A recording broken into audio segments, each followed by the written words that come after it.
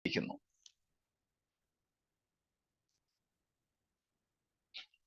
പരിശുദ്ധനും നീതിമാനുമായ നമ്മുടെ ത്രിയേക ദൈവത്തിന്റെ നാമം ഇന്നും വാഴ്ത്തപ്പെടട്ടെ.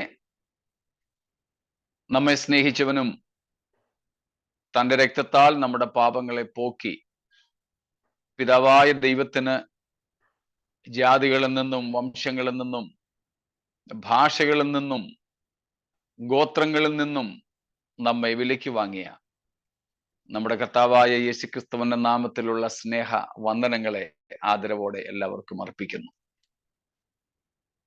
ഒരു ദിവസത്തിന്റെ ഇടവേളയ്ക്ക് ശേഷം നാം വീണ്ടും തിരുസന്നിധിയിൽ തിരുവചന പഠനത്തിനായി കൂടി വന്നിരിക്കുന്നല്ലോ.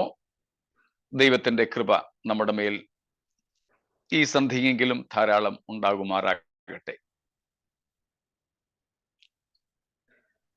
ഫിലദൽഫിയ ദൈവസഭയോടുള്ള ബന്ധത്തിൽ യേശുക്രിസ്തുവിന്റെ വെളിപ്പാടിനെ കുറിച്ചാണ് നമ്മൾ പഠിക്കുന്നത്.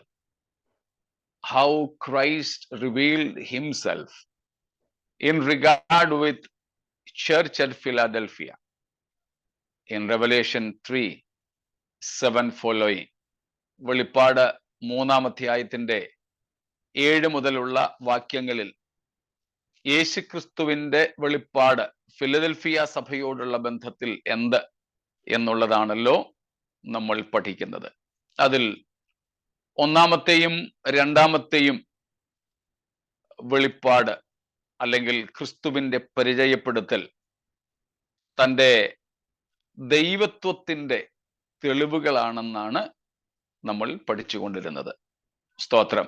വിശുദ്ധനും സത്യവാനും എന്ന പേരിലാണ് ക്രിസ്തു തന്നെ വെളിപ്പെടുത്തിയത്. വിശുദ്ധൻ എന്നും സത്യവാൻ എന്നും ഉള്ള നാമധേയങ്ങൾ, നാമവിശേഷണങ്ങൾ തിരുവഴുത്തിൽ, പ്രത്യേകിച്ച് പഴയ നിയമത്തിൽ ദൈവത്തിന് വേണ്ടി ഉപയോഗിക്കപ്പെട്ടിട്ടുള്ളതാണ്.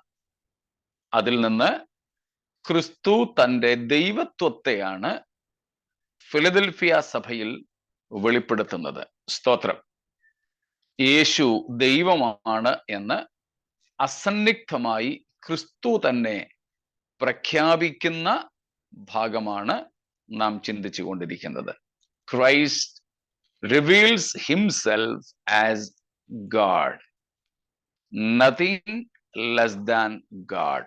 He is God himself by revealing or manifesting himself as holy and true. വിശുദ്ധനെന്നും സത്യവാനെന്നും വെളിപ്പെടുത്തുന്നതിലൂടെ യേശു തൻ്റെ ദൈവത്വത്തെ ഇവിടെ ഫിലദൽഫിയ സഭയോട് പ്രകടമാക്കുന്നു. അതിൽ വിശുദ്ധൻ എന്നുള്ള ഭാഗമായിരുന്നു നമ്മൾ എടുത്ത് ചിന്തിച്ചത്. സ്തോത്രം. അതിൽ നാം കണ്ടു, ക്രിസ്തു ജനനം മുതൽക്ക് ഇപ്പോൾ നടത്തുന്ന മഹാപുരോഹിത ശുശ്രൂഷ വരെയും തൻ്റെ മനുഷ്യത്വത്തിലും ആരായിട്ട് തന്നെ തുടരുന്നു? വിശുദ്ധനായിട്ട് തന്നെ. സ്തോത്രം. തൻ്റെ മനുഷ്യത്വത്തിലും യേശു വിശുദ്ധൻ. തൻ്റെ ദൈവത്വത്തിൽ താൻ പരിശുദ്ധനായിരുന്നത് പോലെ തൻ്റെ പരിശുദ്ധിക്ക് തൻ്റെ മനുഷ്യത്വത്തിലും യാതൊരു കോട്ടവും വന്നില്ല. സ്തോത്രം. ലോകത്തിൽ ഒത്തിരി ദൈവങ്ങളുണ്ട്. ഇന്നലെയും ഞങ്ങളുടെ സഭായോഗത്തിൽ, ഞായറാഴ്ചത്തെ സഭായോഗത്തിൽ ചർച്ചിൽ ചിന്തിച്ച ഒരു കാര്യമായിരുന്നു, അപ്പോസ്തലന്മാർ പുതിയ നിയമ ഗ്രന്ഥങ്ങൾ എഴുതിയ Greco Roman background, Greek Roman പശ്ചാത്തലം. ഗ്രീക്കുകാർക്കും റോമക്കാർക്കുമൊക്കെ ഒത്തിരി ദൈവങ്ങൾ അവതാരങ്ങളായിട്ടുണ്ട്, സെമി ഗോഡ്സ് ആയിട്ടുണ്ട്. ഇമാനേഷൻസ്, ദൈവത്തിൽ നിന്നും വന്ന അർത്ഥദൈവങ്ങൾ എന്ന അർത്ഥത്തിൽ സെമി ഗോഡ്സ് ഒത്തിരിയുണ്ട്. ഒത്തിരി അവതാരങ്ങൾ, ഇൻകാർണേഷൻസ് അവർക്ക് ഒത്തിരിയുണ്ട്. എന്നാൽ ആ ഇൻകാർണേഷൻസ്, അവതാരങ്ങളൊക്കെ ലോകത്തിൽ ഗ്രീക്കോ റോമൻ വേൾഡിൽ, ഗ്രീക്ക് റോമ സംസ്കാരങ്ങളിൽ, മതങ്ങളിൽ അവതരിച്ചതൊക്കെ അവരവരുടെ ചില സ്വാർത്ഥ താല്പര്യങ്ങൾക്ക് വേണ്ടിയാണ്. സ്വാർത്ഥ താല്പര്യങ്ങൾക്ക് വേണ്ടി. ഇന്നലെ ഞങ്ങൾ ചിന്തിച്ചു, ചിലര് പ്രതികാരം ചെയ്യാൻ വന്നവരാ.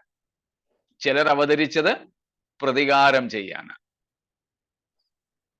To avenge or to take revenge, to kill someone. തങ്ങൾക്ക് ശത്രുക്കളായി തോന്നിയവരെ നിഗ്രഹിക്കാൻ വന്ന അവതാരങ്ങളുണ്ട്. വേറെ ചിലർ വന്നത് എൻജോയ്മെന്റ്സിന് വേണ്ടിയാണ്. ഫുഡ് എൻജോയ് ചെയ്യാൻ, സെക്സ് എൻജോയ് ചെയ്യാനൊക്കെ വന്ന ഒത്തിരി അവതാരങ്ങളുണ്ട് ലോകത്തിൽ.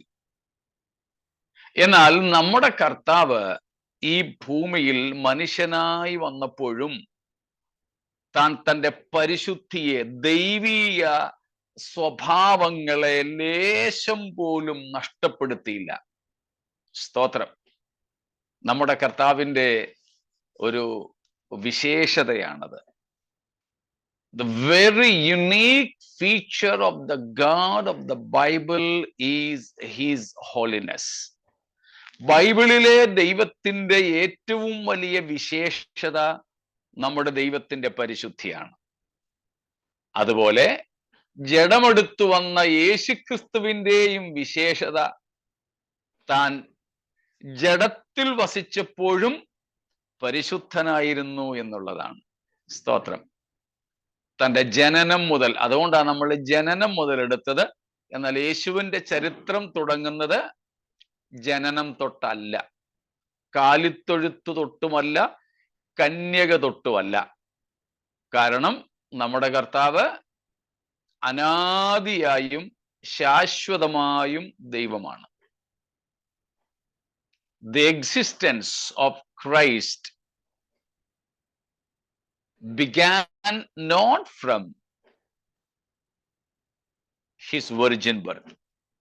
കന്യകാ ജനനത്തിലൂടെ അല്ല, അല്ലെങ്കിൽ അവിടെ മുതൽക്കല്ല നമ്മുടെ കർത്താവിൻ്റെ ചരിത്രം തുടങ്ങുന്നത്. He is beyond history. ചരിത്രാതീതനായ കർത്താവാണ് നമ്മുടെ യേശു. സ്തോത്രം. ചരിത്രാതീതനാണ് അവൻ. കാലാതീതനാണ്, കാലങ്ങൾക്കും അതീതനാണ്. He is prehistoric. ചരിത്രത്തിനും മുൻപുള്ളവനാണ്. He was pre-existent. സ്തോത്രം. He is pre-eminent. സ്തോത്രം. സകലത്തിനും മുൻപേ ഉള്ളവനും, pre-existent, പൂർവാസ്തിക്യനുമാണ് നമ്മുടെ കർത്താവ്. എന്നാൽ തൻ്റെ പരിശുദ്ധി ജനനം മുതൽ എന്ന് നമ്മൾ എടുത്തതിന് കാരണം തൻ്റെ ജഡധാരണം ആണ് നാം ഉദ്ദേശിച്ചത്. താൻ തൻ്റെ ദൈവത്വത്തിൽ സമ്പൂർണ്ണ പരിശുദ്ധനായിരുന്നു. അതുപോലെ തന്നെ യേശുവിൻ്റെ ജഡധാരണത്തിലും മനുഷ്യ ജീവിതത്തിലും പൂർണ്ണമായും വിശുദ്ധനായി തന്നെ തുടർന്നു. സ്തോത്രം. തുടർന്നു. അതുകൊണ്ടാണ് യേശുക്രിസ്തു ഉയർത്തെഴുന്നേറ്റ ശേഷവും സ്വർഗാരോഹണം ചെയ്ത ശേഷവും ഫിലദൽഫിയ സഭയോട് പറയുന്നത്, ഞാൻ വിശുദ്ധൻ. സ്തോത്രം. വിശുദ്ധൻ. യേശുവിൻ്റെ പരിശുദ്ധിയുടെ സാക്ഷ്യം വഹിച്ച ചിലരെ കുറിച്ചും നാം ഏറ്റവും ഒടുവിൽ കാണുകയുണ്ടായി. സ്തോത്രം.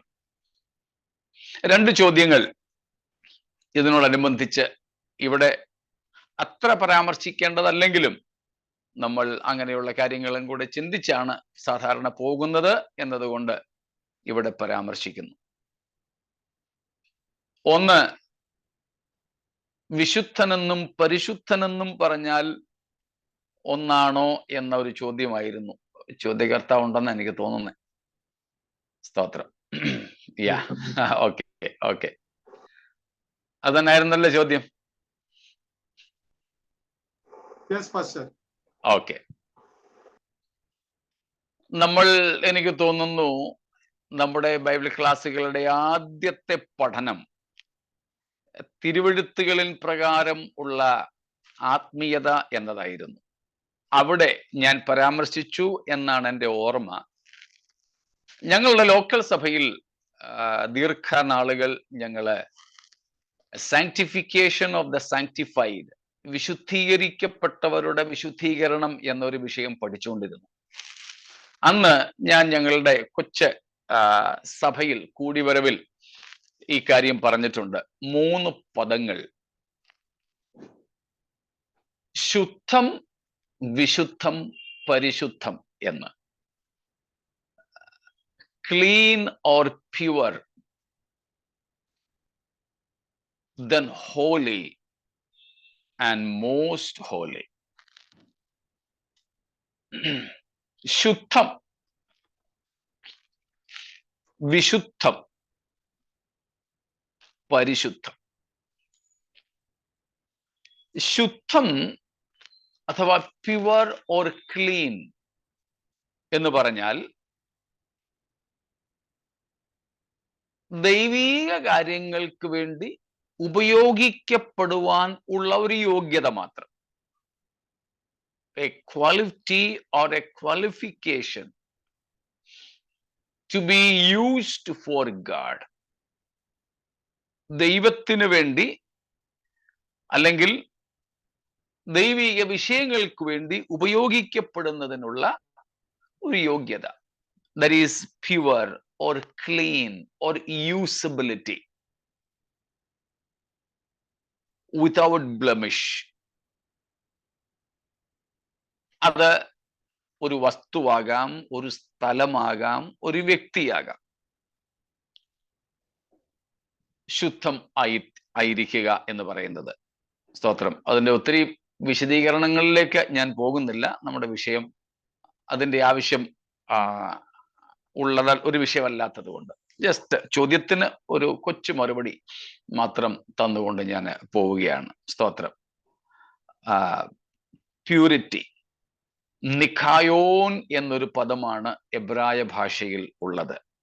ഗ്രീക്കിൽ പ്യൂരിറ്റിക്ക് ഹാഗ്നേയ എന്ന് പറയും. ഹാഗിയോസ് എന്നതുമായിട്ട് ബന്ധപ്പെട്ടാണ് ഹാഗ്നേയ, HAGNEIA, HAG, ഹാഗ്, NEIA, ഹാഗ്നേയ. അത് ഗ്രീക്കാണ്. ഹീബ്രു നിഖായോൻ, NIQQ, NIQQAYON, നിഖായോൻ. ഇതാണ് പ്യൂരിറ്റി എന്ന് പറയുന്നത്. സ്തോത്രം.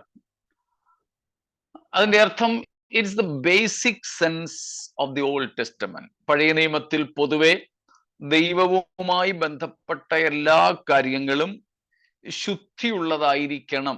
ശുദ്ധിയുള്ള മൃഗം, ശുദ്ധിയുള്ള സ്ഥലം, അങ്ങനെയൊക്കെ ഉണ്ടല്ലോ.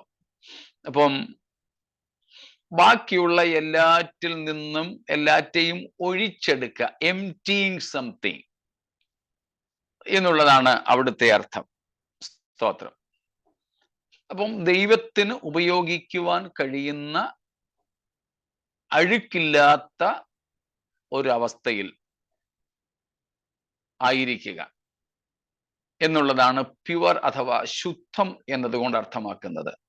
അത് കൂടുതലും വസ്തുക്കളെയാണ്, സ്ഥലത്തെയും വസ്തുക്കളെയുമാണ് കൂടുതൽ ഈ ഗണത്തിൽപ്പെടുത്തുന്നത്. many things and places usable for God. Also applied for some people, but rarely. അതാണ് ഈ ശുദ്ധം എന്നുള്ളതിൻ്റെ അർത്ഥം. ശുദ്ധം എന്നുള്ളതിൻ്റെ അർത്ഥം. But that is not the end of God or end of life. It's not an end in itself. ശുദ്ധം അല്ലെങ്കിൽ ശുദ്ധീകരണം എന്നുള്ളത് അന്തിമമായ ലക്ഷ്യമല്ല. അന്തിമമായ ലക്ഷ്യമല്ല. അന്തിമമായ ലക്ഷ്യമല്ല. The purpose is being usable. ദൈവത്തിന് ഉപയോഗിപ്പാൻ കഴിയുന്നതായിട്ട്, അല്ലെ ദൈവിക വിഷയങ്ങൾക്ക് ഉപയോഗിപ്പാൻ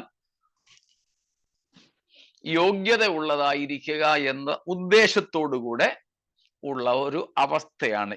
ഇറ്റ്സ് എ സ്റ്റേറ്റ്. സ്തോത്രം. രണ്ടാമത്തെ സംഗതിയിലേക്ക് നാം വരുമ്പോൾ ഹോളിനെസ്.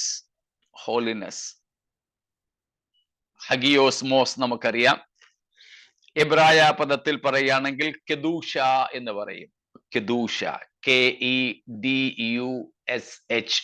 കെദൂഷ. Holiness, hagios, ഹാഗിയോസ്മോസ്. ഹാഗിയോസ് നമ്മൾ ചിന്തിച്ചിട്ടുണ്ട്, HAGIOS, ഹാഗിയോസ്. അതുപോലെ കെദൂഷ.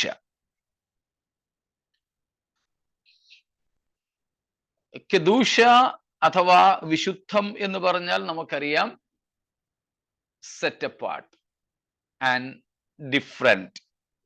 ഇതാണ് വിശുദ്ധിയുടെ ബേസിക്, അടിസ്ഥാനപരമായ അർത്ഥം.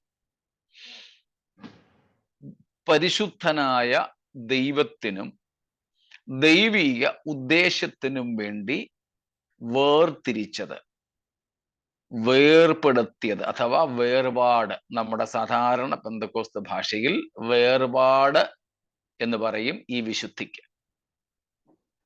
വേർപാട്. അതുകൊണ്ട് തന്നെ അതിലുള്ള രണ്ടാമതൊരർത്ഥമാണ് ഡിഫറൻസ് അഥവാ വ്യത്യസ്തത. നാം അതും മിനിയാന്ന് ചിന്തിച്ചിരുന്നു, വ്യത്യാസം. ഇത് ഇവിടെ ഒരു പ്രത്യേകത, കെദൂഷ അല്ലെങ്കിൽ കാദോഷ് എന്നും പറയും. കാദോഷ് അല്ലെങ്കിൽ കെദൂഷ എന്ന എബ്രായ പദത്തിന് നോ ഓപ്പോസിറ്റ് അറ്റ് ഓൾ. എബ്രായ ഭാഷയിൽ അതിനൊരു വിപരീത പദമില്ല. ഒരു വിപരീത പദമില്ല. പിന്നെ ചില റബ്ബിമാർ അതിനുവേണ്ടി കണ്ടുപിടിച്ച ഒരു സംഗതി എന്ന് പറയുന്നത്, പ്രത്യേകിച്ച് ദ റബ്ബീസ് ഓഫ് കബാല, അവര് പറയുന്നത് വിശുദ്ധി എന്ന എബ്രായ പദത്തിന്, കാദോഷ് കെദൂഷ എന്ന പദത്തിന് ഒരു വിപരീത പദം ഇല്ലാത്തത് കൊണ്ട് ഒരു വിപരീതം ജനത്തെ പറഞ്ഞു മനസ്സിലാക്കാൻ വേണ്ടി അവർ ഉപയോഗിക്കുന്നതാണ് ദ അതർ സൈഡ്, മറുവശം എന്ന ഒരു ഭാഗമാണ് the other side. The other side എന്ന് ഉദ്ദേശിക്കുന്നതിന്റെ അർത്ഥം the other side, something which does not come from the holy God, that which doesn't originate from the holy God. പരിശുദ്ധനായ ദൈവത്തിൽ നിന്ന് ഉത്ഭവിക്കാത്തതെല്ലാം എന്താണ്? വിശുദ്ധിയുടെ വിപരീതമാണ്. മനസ്സിലാക്കാൻ പ്രയാസമില്ലല്ലോ. നമുക്ക് അത് മനസ്സിലാക്കാൻ വളരെ മനഃപ്പാഠമായ ഒരു വാക്യമുണ്ട്. ആർക്കെങ്കിലും ഓർമ്മ വരുന്നുണ്ടോ? രണ്ട് പദങ്ങളെങ്കിലും, രണ്ട് വാക്യങ്ങളെങ്കിലും നമുക്ക് അതിന് വേണ്ടിയിട്ട് പുതിയ നിയമത്തിൽ നിന്ന് തന്നെ എടുക്കാൻ പറ്റും. ഏതനീതിയും പാപം തന്നെ. എന്നിട്ട്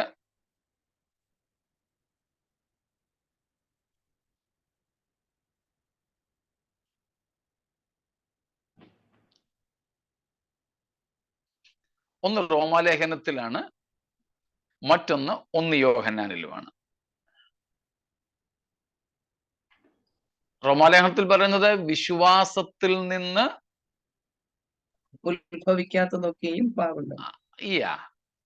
അപ്പം ആ ഭാഗം അത്ര എടുത്തില്ലെങ്കിലും കുഴപ്പമില്ല. എന്നാൽ 1 യോഹന്നാൻ 2:15-16 ഒന്ന് വായിച്ചാട്ടെ. നമുക്ക് മനഃപ്പാഠമാണ്, ഒത്തിരി മനഃപ്പാഠമാണത്.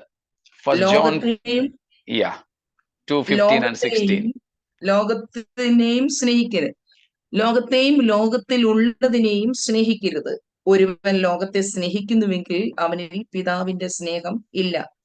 ജഡമോഹം, കൺമോഹം, ജീവനത്തിന്റെ പ്രതാപം, ഇങ്ങനെ ലോകത്തില് ഉള്ളത് എല്ലാം പിതാവിൽ നിന്നല്ല, ലോകത്തിൽ നിന്നത്രേ ആകുന്നു. കണ്ടോ, ഉത്ഭവം. എന്തുകൊണ്ട് അവയെ സ്നേഹിക്കരുത്? അവ പിതാവിൽ നിന്ന് അല്ല. ഒന്നും കൂടെ പറഞ്ഞാൽ, they do not originate from God. Which doesn't initiate from God is the other side of holiness. സ്തോത്രം. ഒരു കാര്യം ശുദ്ധമാണോ അശുദ്ധമാണോ, അലീസാന്റെ അടുത്ത് വെച്ചോട്ടോ, ശുദ്ധമാണോ അശുദ്ധമാണോ എന്ന് അതിൽ തന്നെ നോക്കി അതിലെന്തായിരിക്കുന്നതെന്നൊന്നും ചോദിക്കണ്ട. ഈ ഒറ്റ കാര്യം നോക്കിയാൽ മതി വിശുദ്ധിയുടെ മാനദണ്ഡമായിട്ട്. അത് ദൈവത്തിൽ നിന്ന് ഉത്ഭവിക്കുന്നതാണോ അല്ലയോ? ഒരു വസ്തുവിന്റെ ഉത്ഭവം, ഒരു സംഗതിയുടെ അടിസ്ഥാനം ദൈവമാണോ? അല്ലെങ്കിൽ അതെത്ര നല്ലതായാലും വിശുദ്ധമല്ല. അത്രേ ഉള്ളൂ. I think now you got the definition of vishuddham. Anything that originates from God, everything that is in line with God, everything that is in parallel with divine nature can be understood as holy.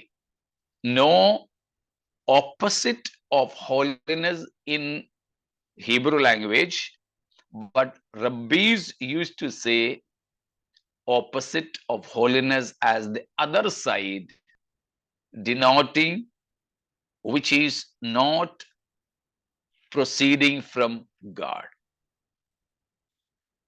സ്തോത്രം.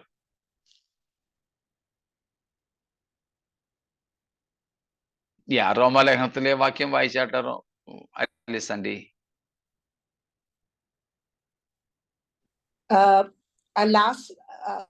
And he that doubteth is damned if he eat, because he eateth not of faith. For whatsoever is not of faith is sin. Whatever which is not of faith. Romans 14:23. റോമർ 14:23 സ്തോത്രം. വിശ്വാസത്തിൽ നിന്ന് ഉത്ഭവിക്കാത്തതെല്ലാം പാപമാണ്. ആ വിശ്വാസം എന്നിവിടെ പറയുന്നത് എന്തും വിശ്വസിച്ചുകൊണ്ടും കഴിച്ചാൽ മതി എന്ന അർത്ഥത്തിലല്ല. അവിടുത്തെ വിശ്വാസം എന്നതിനെ നമുക്ക് ഇപ്പോൾ 1 യോഹന്നാനിൽ പഠിച്ചതുപോലെ ദൈവത്തിൽ ഉള്ള, ദൈവത്തിൽ നിന്നുള്ളത് എന്ന് തന്നെ മനസ്സിലാക്കണം. സ്തോത്രം. അതുകൊണ്ടാണ് ഏത് അനീതിയും പാപമെന്ന് 5:17 നമ്മൾ വായിക്കുന്നത്. സ്തോത്രം. അപ്പോൾ വിശുദ്ധം ദൈവത്തിന് വേണ്ടി വേർതിരിക്കപ്പെട്ട് മറ്റുള്ളവയിൽ നിന്ന്, ഈവൻ കോമൺ സാധാരണമായതിൽ നിന്നു പോലും വ്യത്യസ്തം ആയിട്ട് ദൈവത്തിൽ നിന്ന് ഉത്ഭവിക്കുന്ന അവസ്ഥയ്ക്കാണ് വിശുദ്ധം എന്ന് നമ്മൾ പറയുന്നത്. സ്തോത്രം. വിശുദ്ധം എന്ന് പറയുന്നത്. Saints have to separate themselves from the common, the timely fashions, common practices, different from the common man in everything. അപ്പോൾ ഒരു വ്യക്തി ദൈവത്തിന് വേണ്ടി വേർതിരിക്കപ്പെട്ടവൻ, അവൻ ലോകത്തിന്റെ സാധാരണമായ നിലകളിൽ നിന്നും വ്യത്യസ്തനായി നിൽക്കുന്ന അനുഭവം, അങ്ങനെയുള്ളതാണ് വിശുദ്ധം. സ്തോത്രം. എന്നാൽ അവിടെ ഒരു സംഗതിയുള്ളത്, where separation ends, where there is no difference, holiness ceases to be. മനസ്സിലായോ? വ്യത്യാസം എവിടെ ഇല്ലാതാകുന്നോ അവിടെ വിശുദ്ധി ഇല്ലാതെയാകും. വേർപാട് എവിടെ നഷ്ടപ്പെടുന്നുവോ അവിടെ വിശുദ്ധി അവസാനിക്കും. അപ്പോൾ വിശുദ്ധിക്ക് എന്തുണ്ട്? ഒരു അവസാനമാകാം. Holiness can be ceased to be. It has an end. It has a finishing point where separation is lost or where difference is not maintained. Holiness comes to an end. വേർപാടും വ്യത്യാസവും ഇല്ലാതാവുന്നിടത്ത് വിശുദ്ധിയും ഇല്ലാതാവും.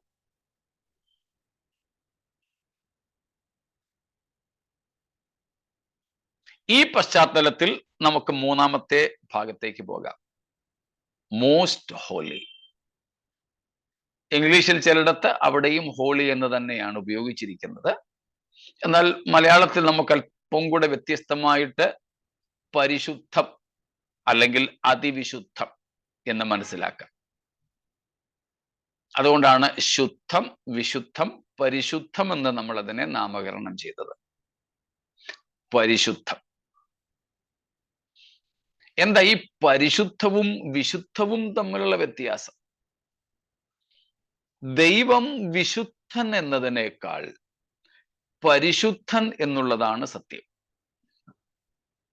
ഞാൻ പറഞ്ഞല്ലോ, ബൈബിളിൽ ചിലയിടത്ത് നമ്മുടെ പരിഭാഷകളിൽ വിശുദ്ധൻ അല്ലെങ്കിൽ വിശുദ്ധം എന്നും ദൈവത്തെ വിളിക്കുന്നുണ്ട്, ഹോളി എന്നും അഡ്രസ് ചെയ്യുന്നുണ്ട്. ശരിയായ അർത്ഥത്തിൽ മോസ്റ്റ് ഹോളി എന്നാണ് അർത്ഥം. ഉദാഹരണത്തിന് യെശയ്യാ 6-ാം അധ്യായത്തിൽ സാറാഫുകൾ പരസ്പരം പറയുന്നത് ഇംഗ്ലീഷിൽ കൊടുത്തിരിക്കുന്നത് holy holy holy Lord God of ഹോസ്, സൈന്യങ്ങളുടെ ദൈവമായ യഹോവ. പരിശുദ്ധൻ പരിശുദ്ധൻ പരിശുദ്ധൻ എന്നാണ്. ഇംഗ്ലീഷിൽ ഹോലി എന്നേ ഉള്ളൂ. മലയാളത്തിൽ അതിനെ തർജ്ജമ ചെയ്തിരിക്കുന്നത് പരിശുദ്ധൻ എന്നാണ്. അതുപോലെ വെളിപ്പാട് 4:8 നാം കഴിഞ്ഞ ദിവസം വായിച്ചു. 4 ജീവികൾ, അവിടെയും കെരൂബുകളാണ്. 4 ജീവികൾ ദൈവത്തോട് പറയുന്നത് ഇരിക്കുന്നവനും ഇരുന്നവനും വരുന്നവനുമായ ദൈവം പരിശുദ്ധൻ. അവിടെയും ഹോലി എന്ന പദമാണ് പരിശുദ്ധൻ എന്ന് തർജ്ജമ ചെയ്തിരിക്കുന്നത്. മലയാളത്തിൽ കുറച്ചും കൂടെ നമുക്കത് മനസ്സിലാക്കാൻ വേണ്ടി പരിശുദ്ധൻ എന്ന് തന്നെ ഞാൻ ഉപയോഗിക്കുന്നു. കഴിഞ്ഞ ദിവസം നമ്മൾ ചിന്തിച്ചതുപോലെ നമ്മൾ മനുഷ്യർ വിശുദ്ധരാകുന്നത് പോലെ അല്ല ദൈവം പരിശുദ്ധൻ എന്ന് പറയുന്നത്. ഒരു ചെറിയ പരാമർശത്തിലൂടെ അത് വ്യക്തമാക്കാം.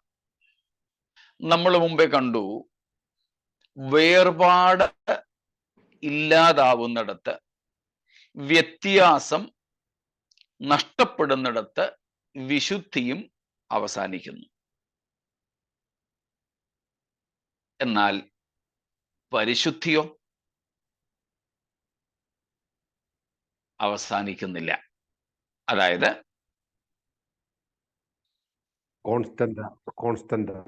സ്തോത്രം, കോൺസ്റ്റന്റ് എന്നതാണ്. ഒപ്പം ഒരു കാര്യവും കൂടെ, ഒരു പടി കൂടെ എടുത്ത് നമുക്ക് പറയാനുണ്ട്. ഒരു പുരോഹിതൻ, എ പ്രീസ്റ്റ്, ഒരു പുരോഹിതൻ, എ നാസറൈറ്റ്, ഒരു നാസീർ വ്രതക്കാരൻ, ഒരു കുഷ്ഠരോഗിയെ തൊട്ടാലോ കുഷ്ഠരോഗി അയാളെ തൊട്ടാലോ എന്ത് സംഭവിക്കും? തൻ അശുദ്ധനാകും.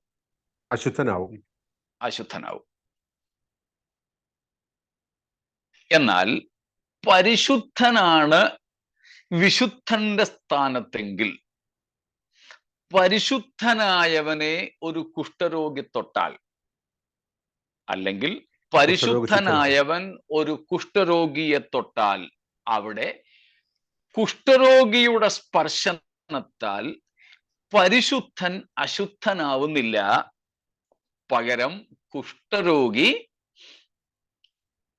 ശുദ്ധനാകും. വ്യത്യാസം മനസ്സിലായോ? മരിച്ച ഒരുവനെ അഥവാ ഒരു ശവശരീരത്തെ ഒരു വിശുദ്ധൻ തൊട്ടാൽ അവൻ അല്പ കാലത്തേക്കെങ്കിലും അശുദ്ധനാകും. എന്നാൽ പരിശുദ്ധൻ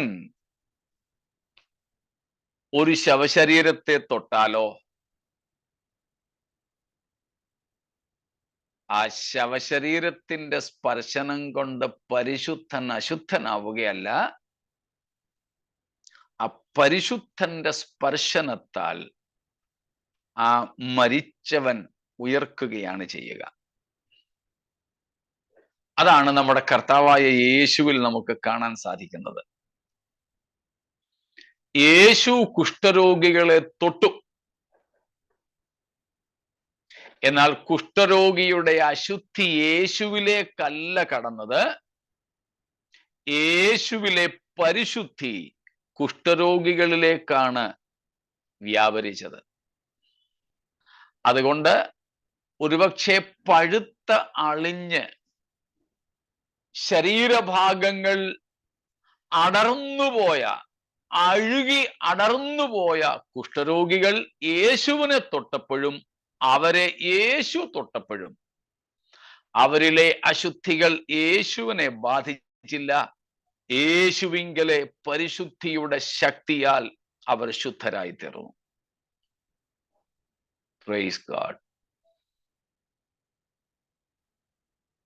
അതുപോലെ മരിച്ചവരെ യേശു തൊട്ടു ആയതുകൊണ്ട് യേശുവിന് വൈകുന്നേരം വരെ കുളിച്ച് പാളയത്തിന് പുറത്തിരിക്കേണ്ടി വന്നില്ല.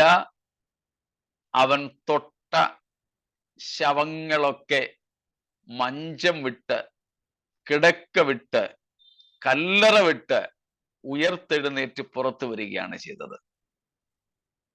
സ്തോത്രം.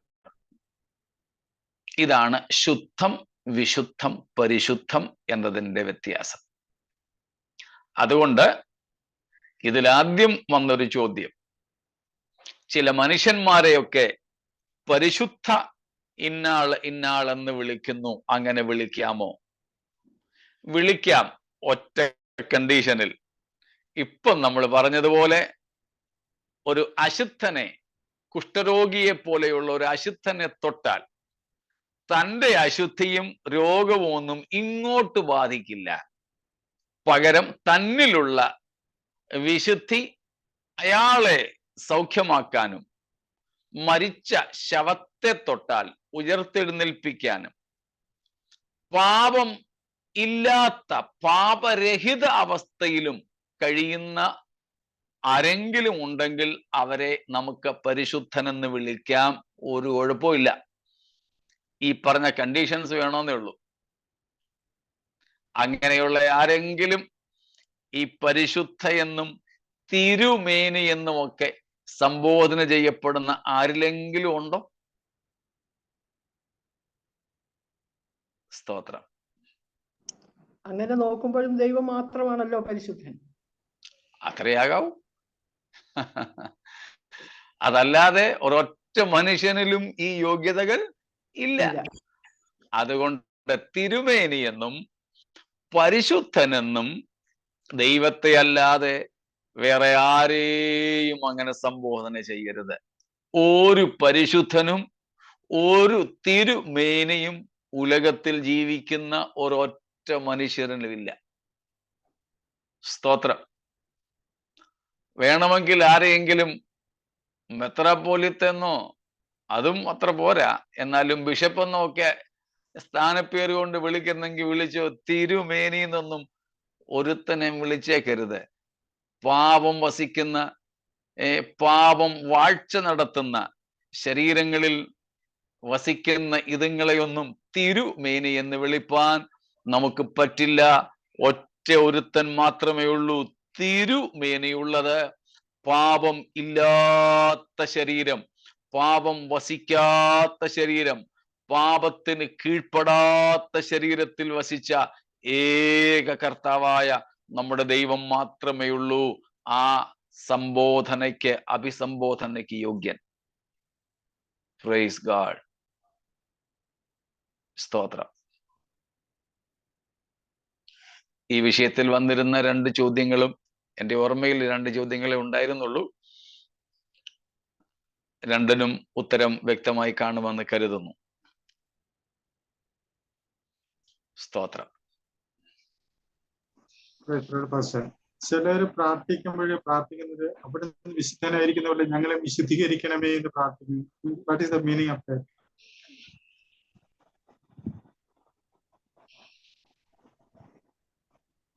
Praise God. ഇന്നലെ ഞാൻ പറഞ്ഞു എന്നാണ് എൻ്റെ ഓർമ്മ. അതോ മിനിയാന്നായിരുന്നു? ഇന്നലെ മീൻസ് കഴിഞ്ഞ ക്ലാസ്. ഇന്നലെ എന്ന് പറഞ്ഞാൽ എക്സാക്ട് യെസ്റ്റർഡേ എന്നല്ല, കഴിഞ്ഞ ദിവസത്തെ നമ്മുടെ ക്ലാസ്സിൽ അത് പറഞ്ഞെന്നാണ് എൻ്റെ ഓർമ്മ. ഒന്നും കൂടെ വായിച്ചോളൂ. നമ്മൾ വായിച്ചില്ല, പറഞ്ഞു വിട്ടതേ ഉള്ളൂ, പരിചയമുള്ള വാക്യം ആയതുകൊണ്ട്. 1 പത്രോസ് 1-ാമത്തെ അധ്യായം 13, 14, 15, 16 വാക്യങ്ങളായിക്കോട്ടെ. ആകയാൽ നിങ്ങളുടെ മനസ്സ് ഉറപ്പിച്ച് നിർമ്മിതരായി യേശു ക്രിസ്തുവിന്റെ പ്രത്യക്ഷതയെങ്കിൽ നിങ്ങൾക്ക് വരുവാനുള്ള കൃപയിൽ പൂർണ്ണ പ്രത്യാശ വെച്ചുകൊള്ളുവിൻ. പണ്ട് നിങ്ങളുടെ അജ്ഞാതകാലത്ത് ഉണ്ടായിരുന്ന മോഹങ്ങളെ മാതൃകയാക്കാതെ നിങ്ങളെ വിളിച്ച് വിശുദ്ധന് ഒത്തവണ്ണം അനുസരണമുള്ള മക്കളെ എല്ലാ നടപ്പിലും വിശുദ്ധരാകുവിൻ. ഞാൻ വിശുദ്ധൻ ആകാൻ നിങ്ങളും വിശുദ്ധരായിരിപ്പിൻ എന്ന് എഴുതിയിരിക്കുന്നുവല്ലോ. കണ്ടോ? ഈ വാക്യങ്ങളുടെ അടിസ്ഥാനത്തിലാണ് ആ പ്രാർത്ഥന. ലേവ്യ പുസ്തകത്തിലാണ് അതിന്റെ അടിസ്ഥാനം. 19-ാമത്തെ അധ്യായത്തിൽ കർത്താവ് ആവർത്തിച്ച ഈ കാര്യം ഇസ്രായേൽ മക്കളോട് പറഞ്ഞു. ഞാൻ വിശുദ്ധനാകയാൽ നിങ്ങളും വിശുദ്ധരായിരിപ്പീൻ. എങ്ങനെ? നിങ്ങളെ വിളിച്ച വിശുദ്ധന് ഒത്തവണ്ണം. Verse number 15. നിങ്ങളെ വിളിച്ച വിശുദ്ധനൊത്തവണ്ണം. A life that is worthy of our caller. നമ്മെ വിളിച്ച വിശുദ്ധൻ, അവന് തക്കയോഗ്യമായ ഒരു ജീവിതം നയിക്കുന്നതാണ് ആ പ്രാർത്ഥനയുടെ അർത്ഥം.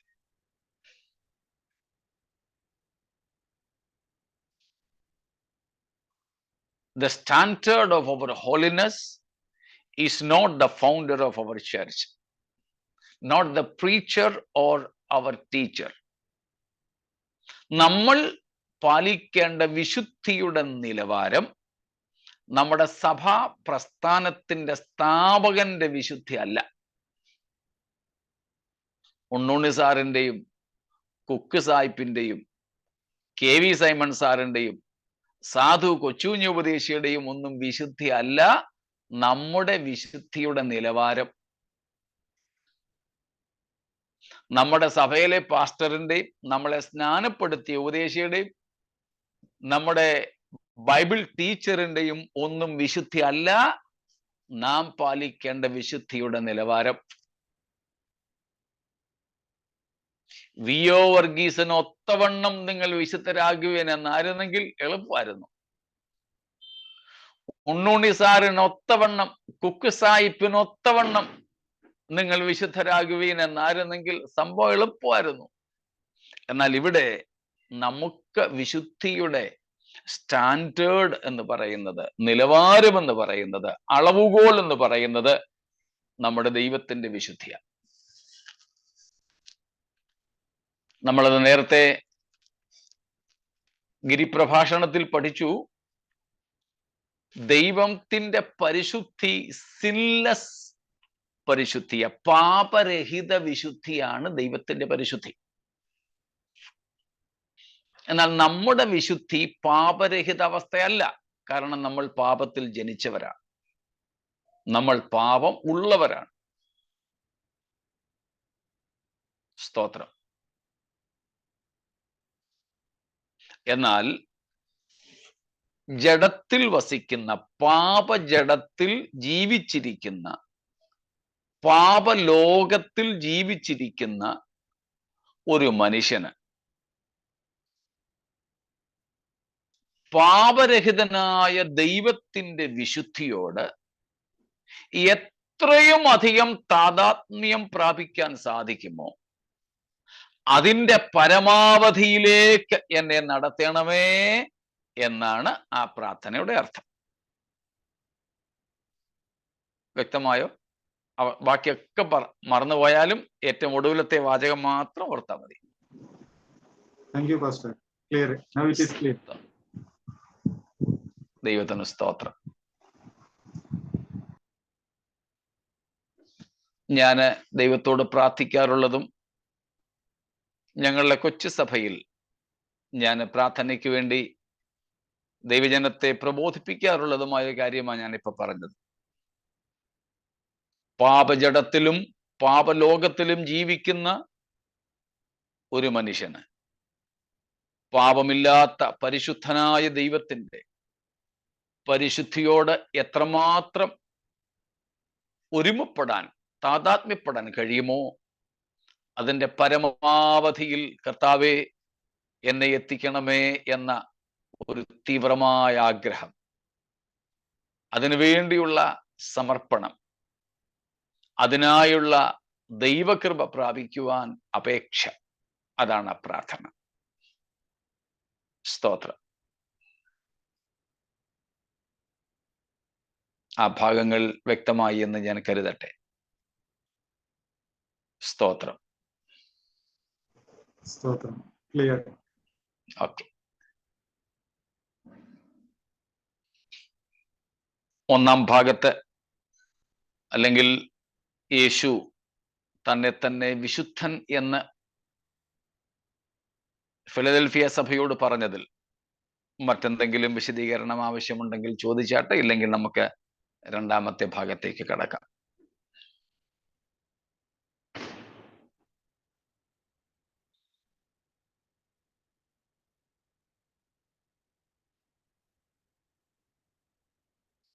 ശരി,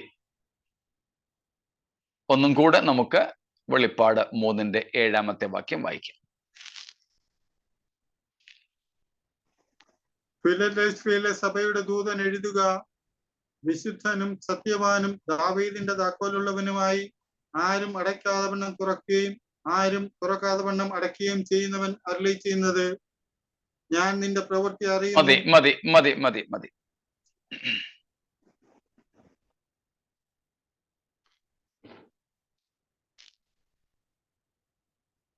വിശുദ്ധനും നമ്മത് കണ്ടു, 2 സത്യവാനും എന്ന് പേരുള്ളവൻ. യേശു തന്നെ തന്നെ പരിചയപ്പെടുത്തുന്ന രണ്ടാമത്തെ ഭാഗമാണ് സ്തോത്രം, സത്യവാൻ.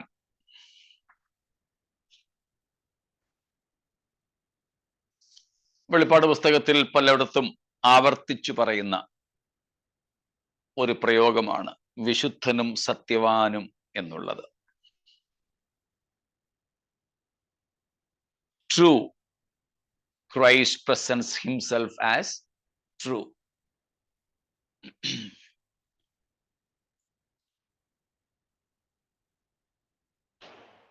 രണ്ട് ഗ്രീക്ക് പദങ്ങൾ നമുക്കിവിടെ പഠിക്കാനുണ്ട്, 2 മൂലവാക്കുകൾ.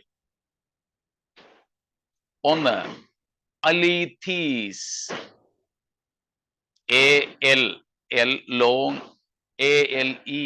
ഈ ലോങ്ങിയാണ് അലീഥീസ്, THES, 2 ഈയും ലോങ് ഈകളാണ്. അലീഥീസ്.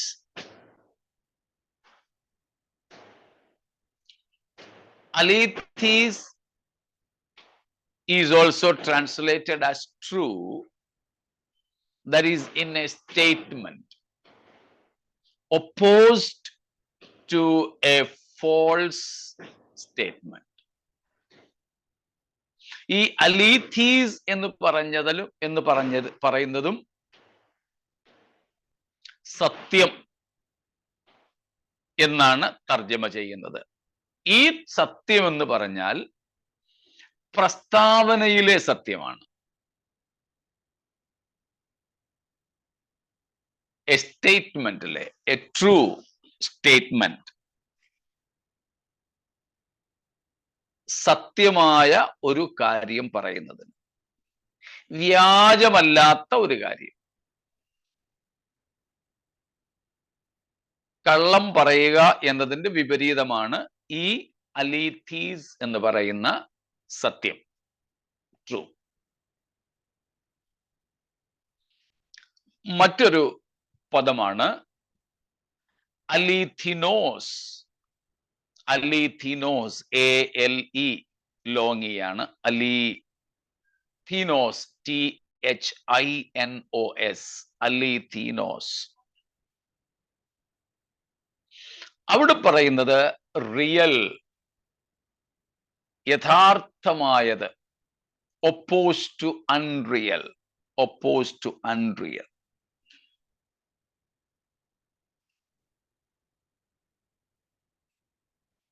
മിഥ്യ എന്നതിന്റെ വിപരീതമായ തഥ്യ എന്നാണ് അലീഥിനോസ് എന്നതിന്റെ അർത്ഥം.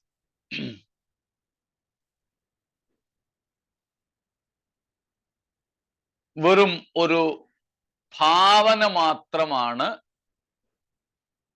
മിഥ്യ. അതിന്റെ വിപരീതമാണ് അലീഥിനോസ്. Just an imagination is what is not alethinos. It is just opposite of a mere conception, a mere assumption. Stotram. Yeah, as a myth. Opposite of something mythical. വെറും ഒരു സങ്കല്പം, വെറും ഒരു ഭാവന, മനുഷ്യ സൃഷ്ടി. അതിന്റെ വിപരീത അവസ്ഥയിൽ യഥാർത്ഥത്തിലുള്ളത് എന്ന അർത്ഥമാണ് അലീഥിനോസ് എന്നതിനുള്ളത്. ഇവിടെ യേശുക്രിസ്തു വെളിപ്പാട് 3:7 ഉപയോഗിക്കുന്നത് ഈ അലീഥീസ് അല്ല, അലീഥിനോസ് എന്നതാണ്. Here Christ says, I am not a myth. I am not an imagination of some people. I am not just a creation of somebody, but I am real. I am really real. കർത്താവ് ഇവിടെ പറയുന്നത്, ഞാൻ ഒരു ഐതിഹ്യമല്ല, ഒരു മനുഷ്യ സൃഷ്ടിയല്ല, ആരുടെയോ ചിന്താമണ്ഡലത്തിൽ ഉരുത്തിരിഞ്ഞൊരാശയമല്ല ഞാൻ. നിന്നോട്, ഫിലദൽഫിയ സഭയെ നിന്നോട് സംസാരിക്കുന്ന ഞാൻ സത്യമാണ്, സത്യവാനാണ്, യഥാർത്ഥത്തിലുള്ളവനാണ്. I am existing literally. I am existent. I am true. I am real. I am a real person. ഞാനൊരു മിഥ്യാധാരണയല്ല, ഞാനൊരു മായാവിയല്ല, ഞാൻ ആരുടെയൊക്കെയോ സൃഷ്ടിയല്ല. സ്തോത്രം. ഞാൻ സത്യമാണ്. സത്യമായും ഞാൻ ഉണ്ട്. ദൈവത്തെക്കുറിച്ചും നാം മനസ്സിലാക്കേണ്ട ഒരു വസ്തുതയാണത്. Praise God. That means Christ is declaring that he is really real. He is a reality. തൊട്ടു നോക്കാൻ കഴിയുന്ന, കാണാൻ കഴിയുന്ന, കേൾക്കാൻ കഴിയുന്ന ഒരു യാഥാർത്ഥ്യമാണ് യേശു. He is not a phantom. ഒരു മായാവിയല്ല യേശു. സ്തോത്രം. സങ്കല്പമല്ല യേശു.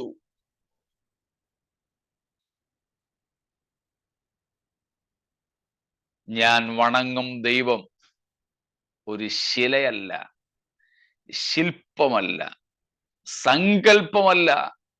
ഞാൻ വണങ്ങുന്ന എൻ്റെ ദൈവം സത്യമാണ്, യാഥാർത്ഥ്യമാണ്. സ്തോത്രം. എ പേഴ്സൺ, ഒരാളത്വമാണ്. എ പേഴ്സൺ വിത്ത് റീസൺ, യുക്തിയുള്ള ഒരാളത്വമാണ് യേശു. സ്തോത്രം. My Jesus is real and realistic with intelligence.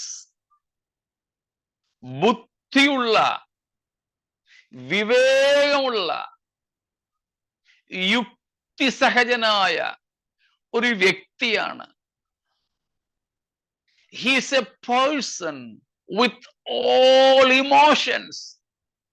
എவ்விധവുമായ വികാരങ്ങളുള്ള ഒരു വ്യക്തിയാണവൻ. സ്തോത്രം. നമ്മൾ അതുകൊണ്ടാണ് പണ്ട് ട്രിനിറ്റി പഠിച്ചപ്പോൾ ആവർത്തിച്ച് ഞാൻ ചോദിക്കാറുണ്ടായിരുന്ന ഒരു ചോദ്യമാണ്, our God is he, our God is our God an impersonal power or a powerful personality? ദൈവത്തെക്കുറിച്ചും പരിശുദ്ധാത്മാവിനെ കുറിച്ചും ഒക്കെ പലർക്കുമുള്ള ഒരു ധാരണ, ദൈവം ആളത്വരഹിതനായ ഒരു ശക്തിയാണെന്ന. അല്ല. ബൈബിൾ പഠിപ്പിക്കുന്ന ദൈവം, ബൈബിൾ വെളിപ്പെടുത്തുന്ന യേശു, അവൻ ഹീസ് എ ഹിസ്റ്റോറിക്കൽ പേഴ്സൺ, ഒരു ചരിത്ര പുരുഷനാണ്. ആളത്വരഹിതമായ ഒരു ശക്തിയല്ല, എന്നാൽ സർവശക്തിയുള്ള ഒരു ആളത്വമാണ്. ആളത്വം എന്ന് പറയുമ്പം ഒരു വ്യക്തി എന്നർത്ഥം. ഒരു ആളാണ്, ഒരു വ്യക്തിയാണ്. സ്തോത്രം. ഒരു വ്യക്തിയാണ്. Praise God. മനസ്സിലാവുന്നുണ്ടല്ലോ? Yes, of course, God or Christ is referred to as he, not it. ഒരു വസ്തുവല്ല, ഒരു വ്യക്തിയാണ്. ഒരു വ്യക്തിയുടെ വിശേഷതയാണ് എ പേഴ്സൺ ഹാസ് ഇന്റലക്ട്, ബുദ്ധിയുണ്ട്, റീസൺ, യുക്തിയുണ്ട്. He has a will. ഒരു വ്യക്തിക്ക്, ഒരു വ്യക്തിയുടെ വിശേഷതയാണ് തനിക്കൊരു ഇച്ഛയുണ്ട്, വിൽ പവർ ഉള്ളയാളാണ്. ഇമോഷൻസ് ഉണ്ട്, വികാരങ്ങളുണ്ട്, സ്നേഹം, ദുഃഖം തുടങ്ങിയതൊക്കെ വികാരങ്ങളാണ്. സ്തോത്രം. ഫിലദൽഫിയ സഭയോട് യേശു പറയുന്നു, ഞാനൊരു മിഥ്യയല്ല. ഞാൻ ഒരു വ്യക്തിയാണ്, എനിക്ക് ബുദ്ധിയുണ്ട്, എനിക്ക് യുക്തിയുണ്ട്, എനിക്ക് എൻ്റെതായ ഇഷ്ടങ്ങളുണ്ട്, ഞാൻ ഇന്റലിജന്റ് ആയതുകൊണ്ട്, ഇന്റലിജൻസ് എനിക്കുള്ളത് കൊണ്ട്. സ്തോത്രം.